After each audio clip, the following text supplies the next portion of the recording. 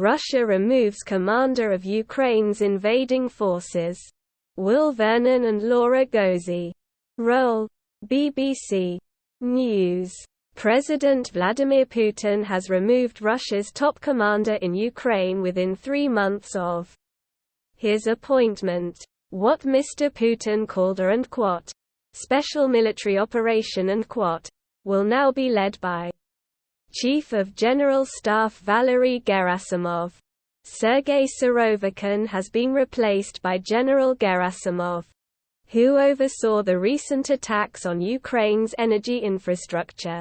The reshuffle comes shortly after Russia claims to be making progress in eastern Ukraine after a string of military defeats in recent months.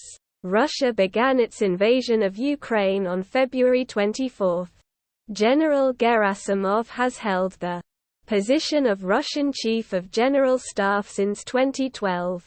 He is said to have served for the longest time among the Russian Chiefs of General Staff of the post-Soviet era. General Surovikin, now his deputy, has also been dubbed General Armageddon for his brutal tactics in previous wars, including Russia's operations in Syria and in particular the heavy bombing of the city of Aleppo. Shortly after being appointed head of operations in October, Russia launched the campaign to destroy Ukraine's energy infrastructure.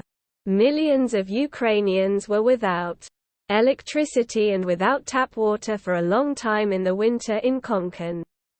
The withdrawal of Russian forces from the southern city of Kherson was a major success for Ukrainians. Russia's Defense Ministry said that the purpose of replacing General Surovikin was to establish close contacts between the various branches of the armed forces and to improve the quality and effectiveness of the management of the Russian forces and You can read more, but some speculate that he may have gained more power as a result of this move. Military analyst Rob Lee wrote on Twitter, and as the unified commander of Ukraine, Surovikin was becoming very powerful, and was probably ignoring Shoigu, Russian Defense Minister Sergei, and Gerasimov when talking to Putin, and military analyst Rob Lee wrote on Twitter. Some Russian military bloggers, who support the war, have also been widely critical of the way the war is being conducted. They have also criticized Russia's military leadership, including the new head of special operations, General Gerasimov. The announcement of the leadership change came on Wednesday as fighting continued in Soledar. The fall of Soledar could help Russian troops attack their strategic city of Bakhmut. The location of the city is about 10 kilometers, 6 miles, to the southwest. Within this boundary of the city, Russian forces could take a fortified artillery position. Soledar also has a deep salt mine, which can protect Russian soldiers from Ukrainian missiles, while the mine can be used to preserve combat equipment. Russia's mercenary Wagner Group wants to take full credit for creating such a stir. On Tuesday night, the group's leader, Yevgeny Prigogine, said his forces had taken full control of Soledar. However, on Wednesday, Russia's defense ministry released a statement. This conflicts with Prigogine's claims, but the ministry says only Wagner Group soldiers were involved in the fighting. Mr. Prigogine later reiterated his claim on Wednesday evening.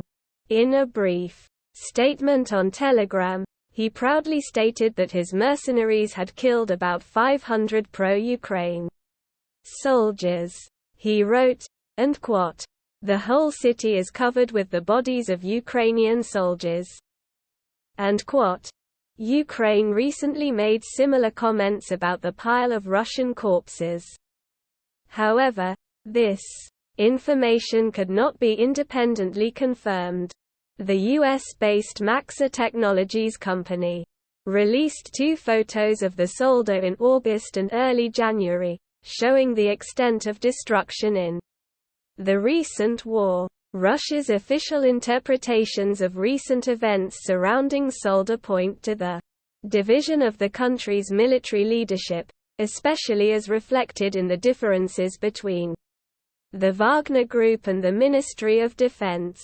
Ukrainian President Volodymyr Zelensky has denied the fall of Solder, and the terrorist state and its propagandists are pretending to achieve success in Solder and Mr. and but the fighting continues in Solder, and Zelensky said in his nightly speech on Wednesday.